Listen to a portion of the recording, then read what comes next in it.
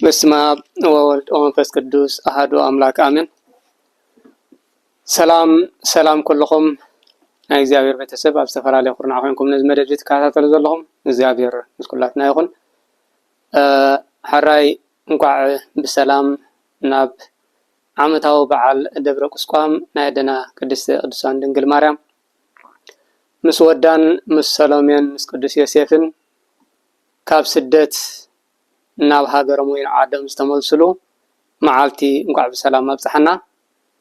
ከምኡውን ፅባሕ ስላሴ ሕዳር ናይ ሊቀ ሰማዕት ቅዱስ ጀወርግስ ዓመታዊ ክብረ በዓል ዝካየደሉ እሞ እግዚአብሔር ኣምላኽ ንኩሉ ብሰላም እንኳዕ ኣብፅሓና።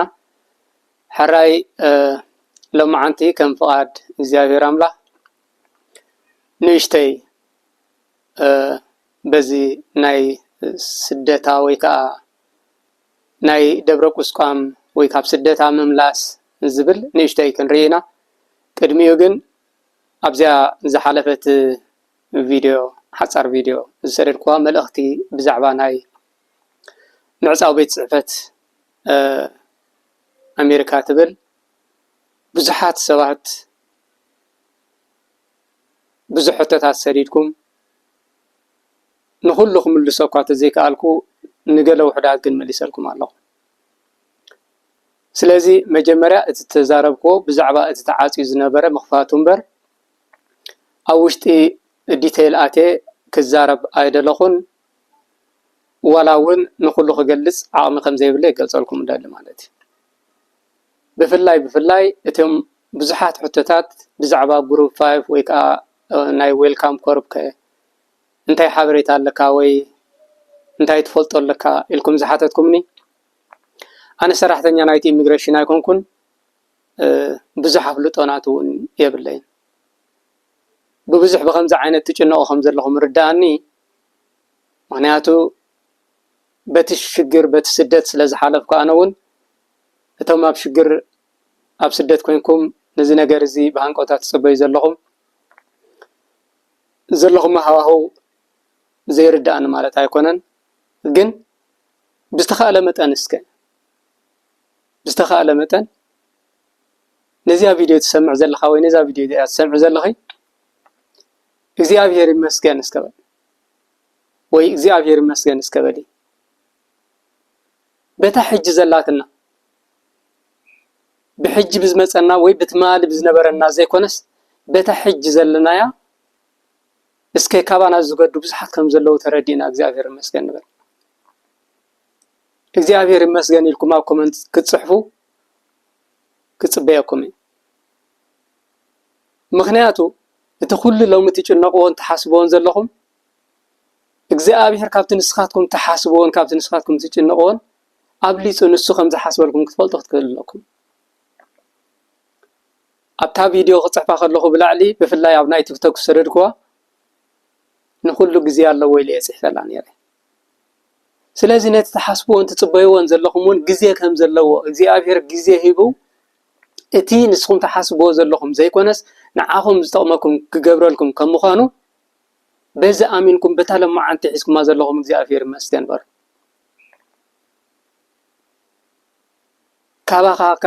ካባኹም ዝገዱ ኣዝዮም ብዙሓት እዮም ዘለዉ። ስለዚ ነዚ ነገር እዚ ተረዲእና እግዚአብሔር ኣምላኽ እቲ ከይለመናዮን ከይደለናዮን ንሱ ንዓና ኣብሊፁ ዝሓስበልናን ዝፈትወልናን ክገብረልና ከም ምዃኑ ብተስፋ ንፀበ ክብለኩም ደሊ ማለት እዩ። ስለዚ ብፍላይ ኣብ ዝተፈላለየ ማዓስከራት ይኹን ወይ ካብ ውሽጢ ሃገር ወፂኹም ነዚ ተስፋታት ዝፅበዩ ዘለኹም ሓደ ሰብ ንነብሱ ከይኮነ ንኻልእ ከም ዘይከውን ክትርድኡ ትክእሉ ኣለኩም። እዚ ዝነበረ ናይ ኣሜሪካ ምዕፃው ከዓ ንዖም ዘየሰማምዖም ኣብ ውሽጦም ዘከራኽሮም ዝነበረ ነገራት ንክፈትሑ እዮም ክንድኡ ዝኣክል ግዜ ወሲዶም። ስለዚ እቲ ዘከራኽሮም ነገር ዝነበረ ኣብ ውሽጦም ስጋብ ዝፈትሑ ብዙሕ ጉዳያት ጠጠው ኢሉ ሰራሕተኛታት መንግስቲ ከይተኸፍሉ ዝቀነይሉ ኩነታት እዩ ነይሩ። ስለዚ ጉዳዮም ከይፈትሑ ጉዳይኩም ክፈትሑ ከመይ ገርኩም ክትፅበዩ ትኽእሉ? ኣይትኽእሉን ኢኹም። ኩልና ኣነ እውን ኢንክሉድ ጉዳይ ናተይ ክፈትሑ ለይ ኣይፅበን። ምክንያቱ ሓደ ሰብ ንኻልእ ሰብ ክኸውን እንተደኣ ኮይኑ መጀመርያ ንነብሱ ክኸውን ክኽእል ኣለዎ። ንነብሱ ምስ ኮነ እዩ ድሓር ንኻልኦት ዝኸውን ማለት እዩ።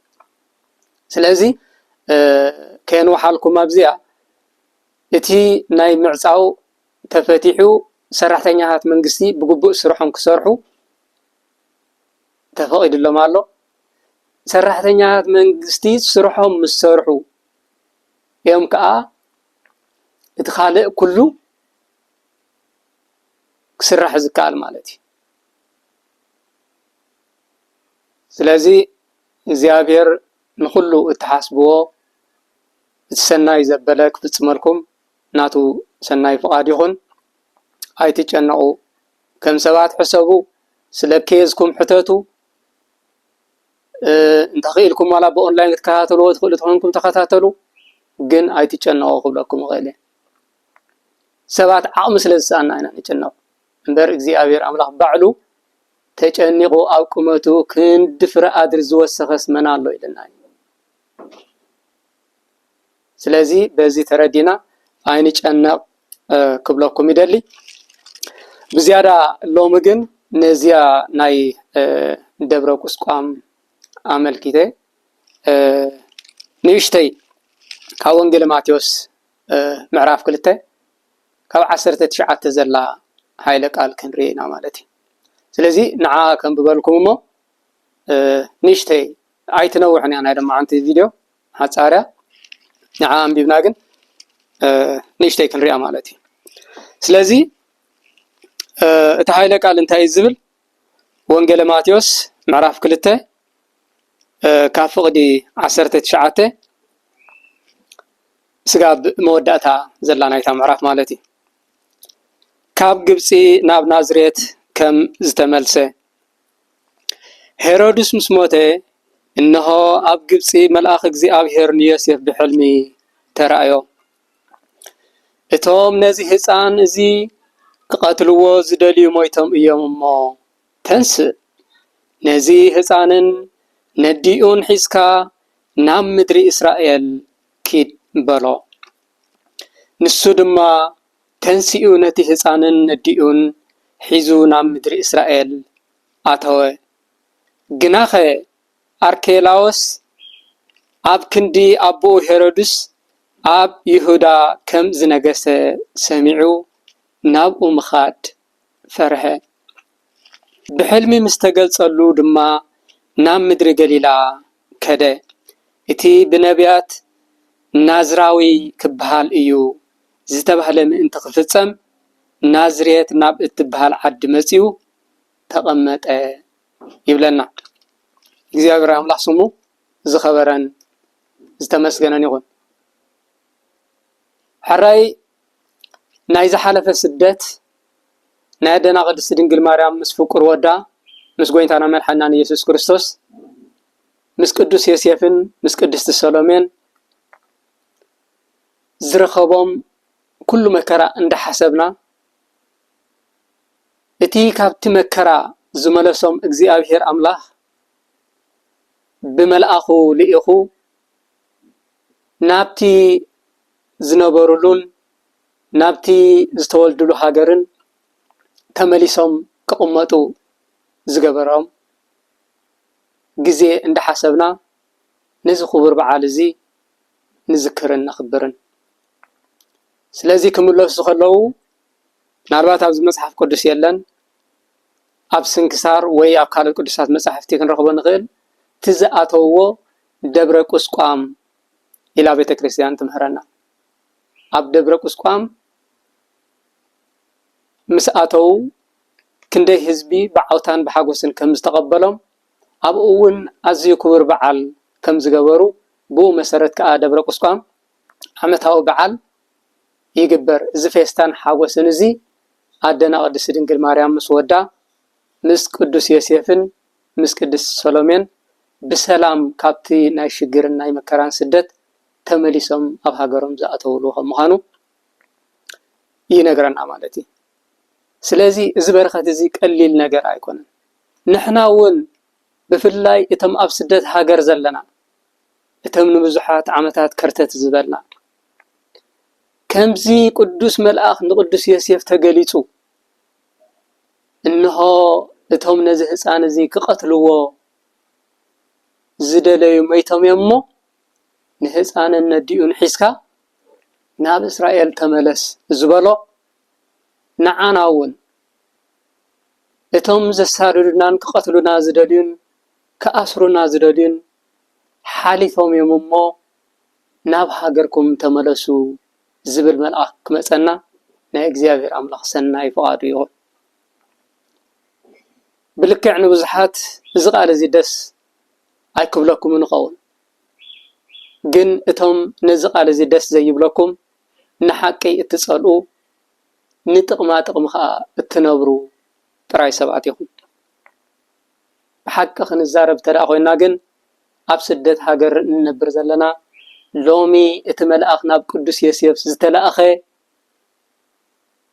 ناباناون كمتس أمو نابتم زنافقنا يوم سدرانا نحواتنا بيتسبنا عدنا هاجرنا تمليسنا عدنا كنهنس حزبنا كنحجزن كنمرحن نجزيابير أملاخ نصبينا زلنا